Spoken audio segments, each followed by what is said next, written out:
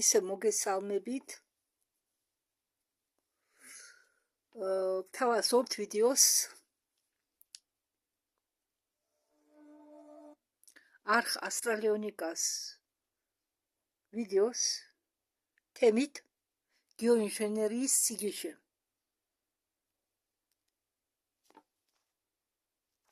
ქალბატონის შანახანი მონაწილეობდა რობერტ კენედისთან ერთად არჩევნებში. ის იყო ვიცე პრეზიდენტის თანამდებობის კანდიდატი. მე მაქვს ურთიერთობა სახელმწიფოს წარმომადგენელთანო, რომელსაც აქვსო მაღალი ცდომა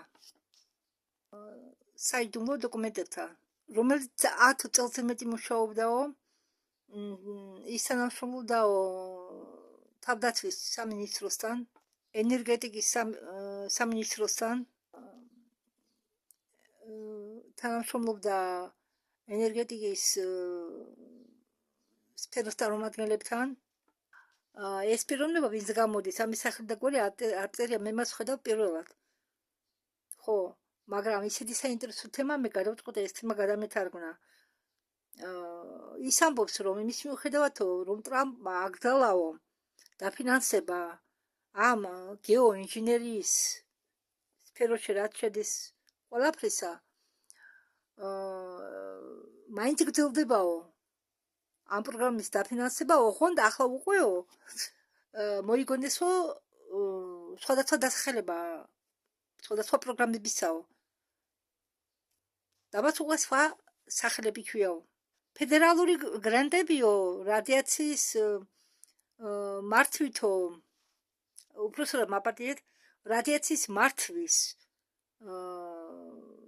გრანტებიო, სტატოსფერული აეროზოლი გაფანტვა, მიმოფანტვა, SA-ვესი, აგრეთვე სხვა გეოინჟინერიული პროექტებიო გრძელდებაო,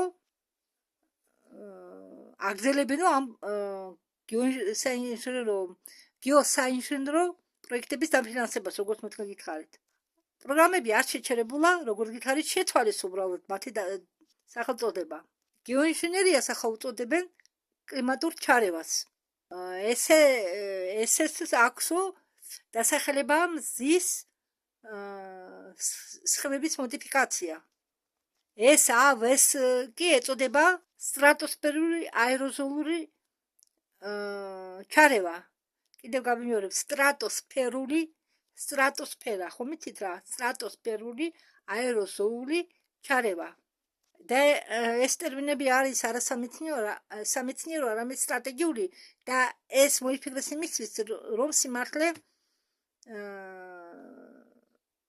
დაემალათ. და დაეცვათ ეს პროგრამები იმ კანონის წინაშე, რომელსაც ეწოდება ინფორმაციის დაცვის კანონი. იმისთვის, რომ მედიას ყურადღება გამახვილონ, გადაიტანონ რამეზე და ხალხის უკმაყოფილების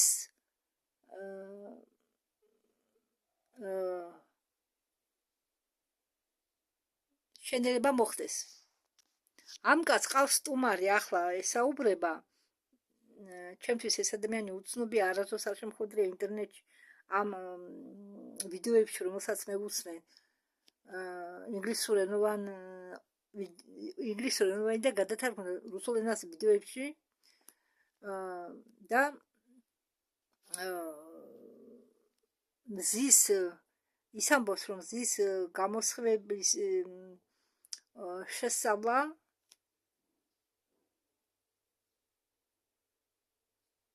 ხდებაო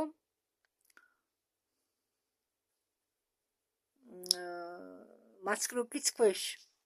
პირველი სამუშაოებიო სავარაუდოდ ჩატარდაო მეორე სამამულო არა, მეორე მსოფლიო ომის შემდეგ პოლარულ წრეზე, პოლარულ რეგიონებში.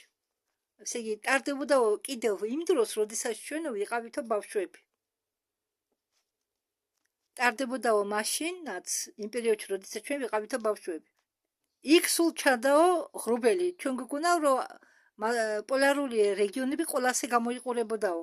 მაგრამ ეს სიტუაცია გრძელდება ხანძრებად და ჩვენ ვიცითო რომ ტესტირება ხდებოდა უკვე მეორე სამამულო ისევ სამამულო რაღაც სამამულო დამიჩემებია რომ ტესტირება ხდებოდაო მეორე მსოფლიო ომის დროსაც კი. ახლა მე თქვენ განახებთ ამ კაცს. ეს ყვება ახლა იმას, რასაც მე თვითონ გითარგმნით. სტუმარი ყავს მეთქი იმ მომენტიდან. ჩვენ გვაქვს ოქრონიკები, სადაც ბომბდამშენები მიფრინავენ დაწყობილათო და მათ უკან შლეფი ხომ იცით რა აქვს ძველ კაბებს რომ აქვს და ან გრძელი ფატები რომ აქვს და რჩება შლეფი.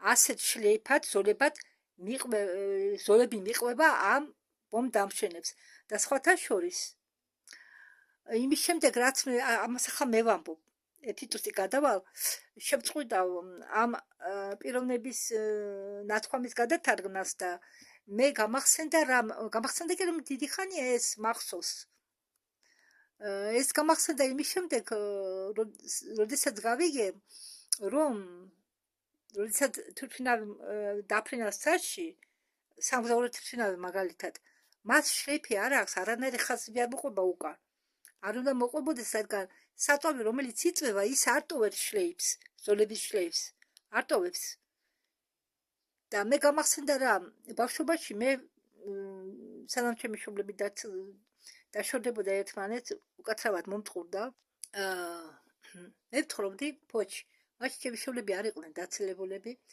ეს იყო პერიოდი პირველი მე მახსოვს ეს მომენტი მე უკვე დავდიოდი სკოლაში არ ვიცი პირველ კლასში ვიყავით მეორე კლასში და სადაც ჩვენ ცხოვრობდით იქ იყო გახსნილი ბაღი აშენებული იყო ბაღი სხვადასხვა ისიც მახსოვს თუ იმ ბაღის ადგილზე ადრე რა იყო იქ იყო კარუსელების ატრაქციონი მე ვამბობ საბჭოთა კავშირის დროინდელი კარუსელების ატრაქციონი და იქ ერთი გრალი ატრაქციონი დატოვებს ხო და თათაკი მდგარი რაღაც თოჯინები ცხოველების ფორმის ისიც დატოვეს მე ეს მომენტი მახსოვს ზედაპირულად მახსოვს და ბავშვები გარეთ კარგ ამიჩი ხომ იყვნენ ზევიდან ხშირად დაფრინავდა იქ აეროპორტი მუშაობდა იმ დროს კომუნისტების დროს საბჭოთა კავშირის რეჟიმის დროს მუშაობდა ფოთის აეროპორტი და როდესაც გადაფრინდებოდა თვითმფრინავი სულ მიკვირდა მე ბავშვები ყვირო და უხარო და მე სულ ხედავდი ხაზებს მე არ ვიცი ახლა მე მგონი არ მომჩვენებია მე ვფიქრობდი რომ ეს ხაზები იყო საწვავის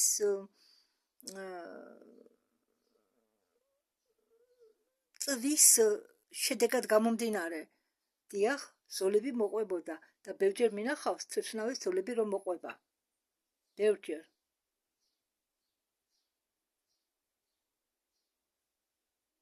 ბევრჯერ მინახავს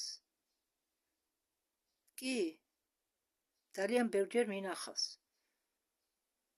ხო და როდესაც მე გავიგე ის რომ სინამდვილეში სამოქალაქო თვითმფრინავები როდესაც გადაფრინდებიან ან მეფრინავენ სადმე საწვავი არ უშვებს ამ ზოლებს საერთოდ არ ჩანა ზოლებს უშვებს ზოლები ჩდება მაშინ როდესაც ხდება მიმოფანტვა გაფანტვა აეროზოლებისა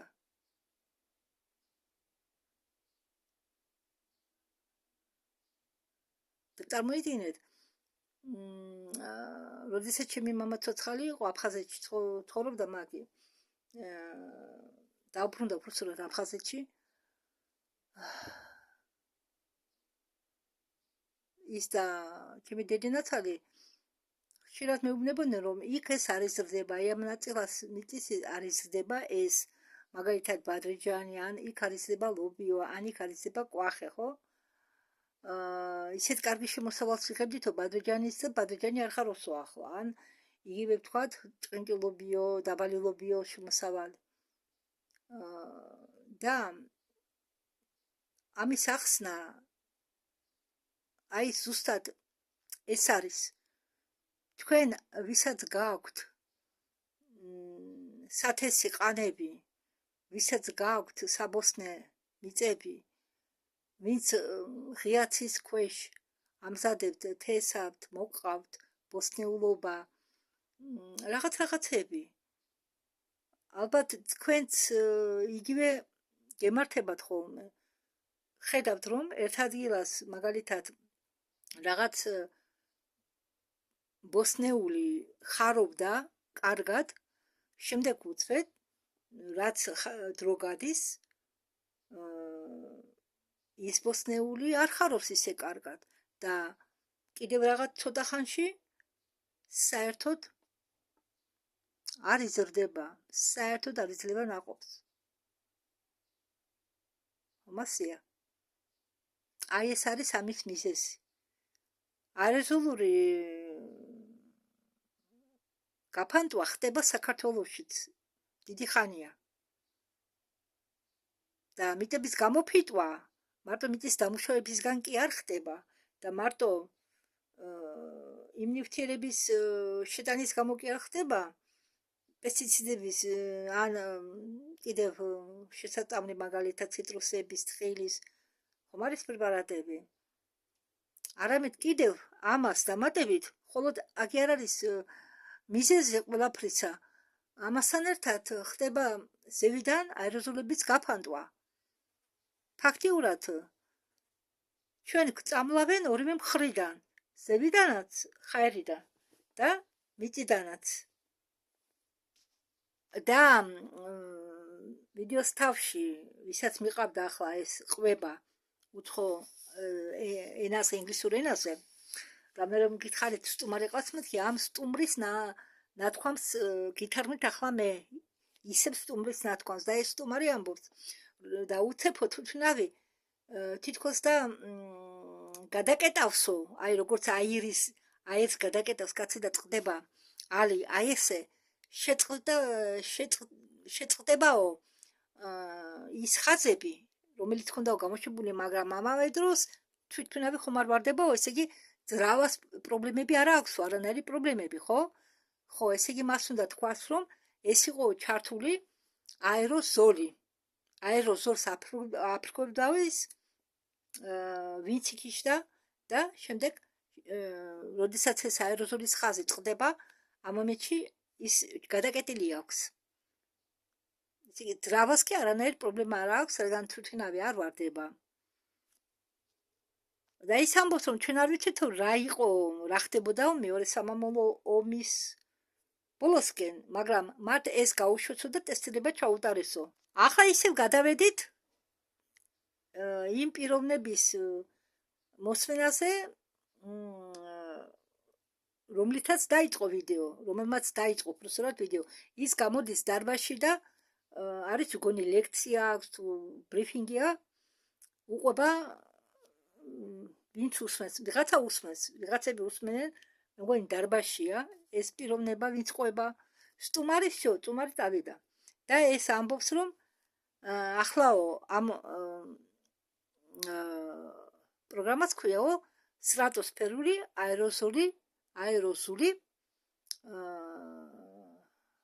გაფანტვა.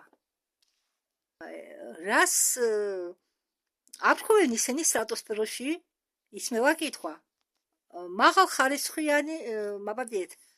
სიხშირიანი ნანონაწილაკებს, ალუმინი, ბარის, სტრონცის და ასე შემდეგ, მარგანცოვკა, პოლიმერული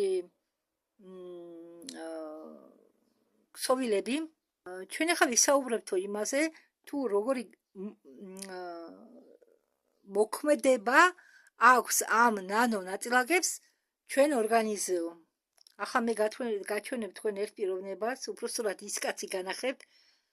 აი ეს არის ვინც ყვება. აი ეს პიროვნება გვაჩვენა და ეს პიროვნება პროპაგანდას უკეთებსო იმას, რომ ჩვენ უნდა ვიყოთო ამ მეცნიერების განვითარების და გამოკვლევის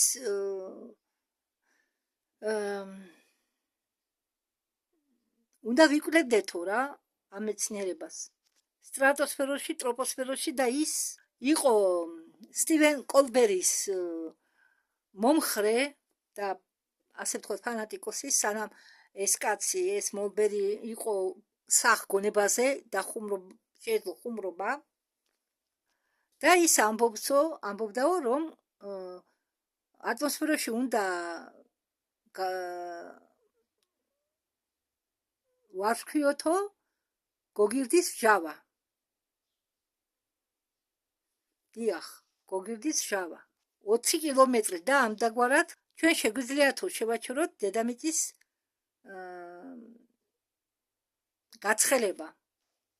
ამ კაცს, რომელიც თქვენ ხა გაჩვენეთ, ქვიაო დევიდ კიოტ, ის არისო ინჟინერი და ის არისო მფლობელი საიტის კამპო ინჟენერიკა წერტილი.com და მან დაწერა წიგნი და ის უბრალოდ ამბობს პირდაპირ, რომ უნდა გავარსქიოთო გოგირდის ჟავაო ატმოსფეროში და როგორ კეთდებაო ეს, ჩვენ გვჭირდებაო ფლოტი გადაკეთებული და რომელსაც აქვსო 20 ტონა 20,000 ტონა ჭირდებაო 20,000 ტონა გოგირდის სიმჟავისო და ეს უნდა გავარქვიოთო სტრატოსფეროში ყოველ წელს და სავარაუდოთო ყოველ წელს გაიზრდებაო დოზა ამ გოგირდის სიმჟავისო და სჭირდებაო მეტი გაფრქვევა, მაგრამ ეს იმას არ ნიშნავს, რომ ხანძლივ პერსპექტივაში მოგვიწიოსო დოზის შემცირება. ჩვენ ერთხელ მივალთ მაგ დრომდე. ხალხს ეშინია ამაზე საუბარი. ხო, და ეს გოგირდის სიმჟავის გაფანტვა იწვევს წელიწადში 1 მილიონი ადამიანების გარდაცვალებას. დიახ, 1 მილიონი ადამიანის გარდაცვალებას. მას რა ემართება გოგირდის სიმჟავეს გავსკვების შემდეგ. ის რჩება იქ? არა. ის უბრუნდება დედამიწას წვიმასთან ერთად. ის მოუბრუნდა სტუმარი წამყვანის და ეუბნება ჯეკი ნარქმევად წამყვანს. ჯეკი, რა ხდებაო, მაგათმა შეცვალესო ნარატივი და ახლა გოგირდის სიმჟავის მაგიბრათო გადაწყვეტესო გაფანტონო ალუმინის ნაწილაკები დიდი რაოდენობით. რა ხდებაო? დოქტორ კიმი იქ სამი პიროვნება გვანახეს, გონი იმ ხო არ ვიცი რომ რა მნიშვნელობა აქვს ამას, ვიღაც დოქტორ კიმმა მოუწოდაო 9 ტონი ალუმინის ნაწილაკების გაფრქვევას ატმოსფეროშიო. და ჩემი შეკითხვა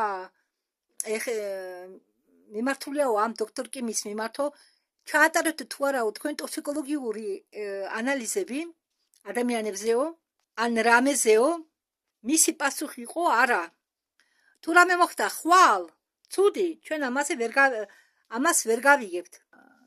და ის ნიკოლის მე რო ვახსენე ქალი, რომელიც გვარი დამავიწყდა რობერტ კენედისთან ერთად იღებდა მონაწილეობას არჩევნებში და იყო ვიცე-პრეზიდენტის კანდიდატი, მაგი იკვლევდა ამ საკითხს, იკვლევდა აცმერიგერის დემენციის დავადებას და სხვათა შორის მან აღმოაჩინა, რომ ალუმინს პირდაპირ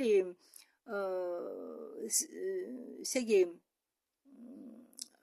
როგორ გითხრათ, ალუმინი არის პირდაპირ მიზეზი იმისა, რომ ადამიანებს ემართება დაავადება, რომელიც ჩამოგავს ალცჰეიმერს. ხო, უпростоრად ალუმინით ქრონიკული მოწამვლა მოქმედებს როგორც დემენცია ალცჰეიმერის ტიპით. კიდევ ვიტყვი, ალუმინით მოწამვლის ქრონიკული დაავადება ვითარდება და მიდის როგორც დემენციური დაავადება, მაგრამ ალცჰეიმერის ტიპით. თითქმის ალცჰეიმერი და დემენცია ცოტა ჩამოგავენ ერთმანეთს, იგივეა თითქმის, მაგრამ მაინც განსხვავდებიან ერთმანეთისგან, მაგრამ აქ სიმპტომებია დემენციის, ოღონდ ალცჰაიმერის ტიპის. ხო, ეს მეტყველებს იმაზე, რომ ეს ამდაღარი ელემენტების გაფანტვა ატმოსფეროში რისკს წარმოადგენს, რადგან ის ნაწილაკები იმ ელემენტებისა, რომელიც იფანტება ჰაერში, ჯვდება ადამიანის ორგანიზმში და ეს ძიმე მეტალები, ეს ნაწილაკები გროვდება და ამის გამოყვანა ძალიან რთულია ორგანიზმიდან. ხო, იგივე ასთმა დღევანდელ დღეს ასთმის დაავადება დაკავშირებულია ამ აეროზოლების გაფანტვით. მომიტევეთ, გამოწვეულია დღევანდელ დღეს ამ აეროზული გაფანტვების შედეგად. იგივე ფილტვების დაავადებები, იგივე ენდოკრინული დარღვევები დაკავშირებულია აეროზულ გაფანტვასთან ჰაერში. ამ რისკებზე არავინ არ მსჯელობს. ჯანდაცვის სამინისტრო არ ატარებს ტოქსიკოლოგიურ ლაბორატორიულ გამოკვლევებს ამასთან დაკავშირებით. ალუმინის ნაწილაკების ჩასუნთქვა უფრო სარისკოა, ვიდრე ალუმინის მიღება შიგ. ალუმინის გარეშე არ იქნებოდა არანაირი დაავადება, ალცჰაიმერის მაგვარი. ესე იგი, თუ არ იქნებოდა ალუმინი, არც ალცჰაიმერის დაავადება იქნებოდაო, უბრალოდ სიტყვებით რომ ვთქვათ. და ეს თქვა ჯიმის სტუმარმა. თქვენო ხო იცითო, ეს შეეკითხა ჯიმის იმ სტუმარმა, მამაკაცი რომ გააჩვენეთ, წვერები არ აქვს ისეთი მამაკაცი თავში, ვიდრე წვერებიანს განახევდე. ხომ იციო შენო, რომ ფუტკრები იღუპებიანო. და ამ წელსო ჩვენ ხედავთო მაქსიმალურ დაღუპვას, ესე იგი, უпроსტად მაპატიეთ, იღუპებაო მაქსიმალური რაოდენობა ფუტკრებისაო. 7% ფუტკრებისა. ხო, ეს იმ 20% ფუტკრებისგან, ესე იგი, 20% თუ დარჩაო ფუტკარი და ესე იგი, თუ იმ 7%-ს მოვაკლებთო და ისმის კითხვა, დარჩაო თუ არა ფუტკრები და მათ ქვევერები, ესე იგი, მე რას გულისხმობ. თქვენ იცით ყველამ ვიცით, რომ ფუტკრები, ჩიტები, მწერები იღებენ უფრო ფუტკრები და ჩიტები იღებენ, პეპლები იღებენ დიდ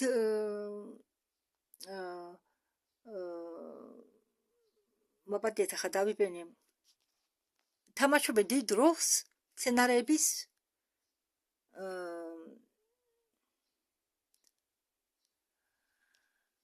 ხო, თამაშობენ მთავარ როლს სცენარების დამტვერვაში. და თუ ჩვენ არ გვეყოლა ფუტკრები დამტვერვლები, შემცირდება საკვების რაოდენობა. რადგან ჩვენ ვიცით, რომ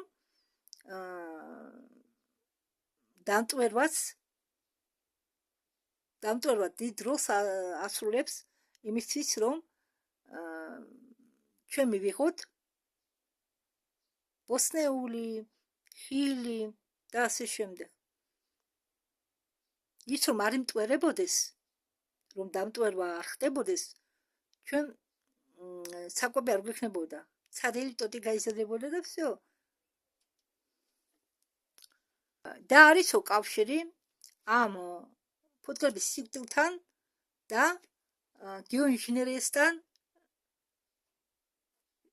გეოინჟინერიის შორის.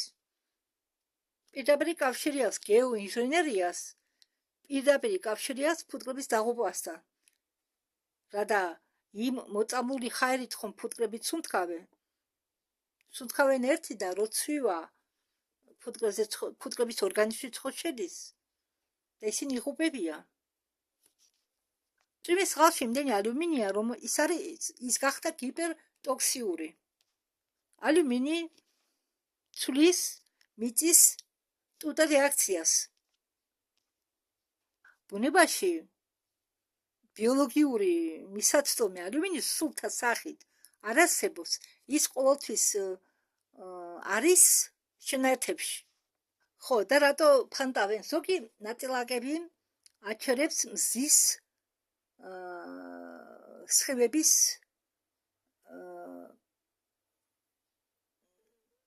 დედამიწამდე ხელს უშლის მზის სხივების დედამიწამდე მისვლას, რითაც აჩერებენ დედამიწის გაცხელებას. ხო, ეთი ესე იგი ნაწილაკების ერთ-ერთი ფუნქცია. და მას იყენებენ როგორც იარაღად ამ მოვლენას. ერთი ესე იგი ადამიანის ერთ თმის სიგრძეზე შეიძლება 100 ნანო ნაწილაკები განალაგო. ჩვენ არ გვაქვს საქმე სრულ ჭყვაზე მყოფ ადამიანებთან.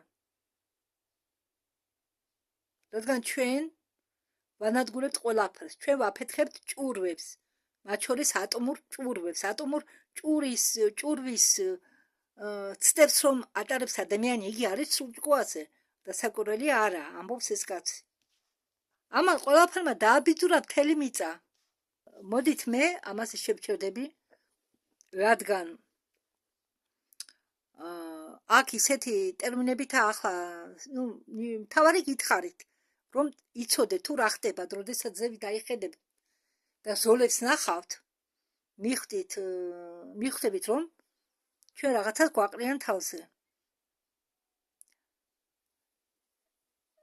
და იქ ისეთ ტერმინებია, რომ ჯერ მაგაში მეც არ ვარ გარკვეული და არც ამაგი ახლა საჭირო, მთავარი გითხარით. მადლობა ყურადღებისთვის.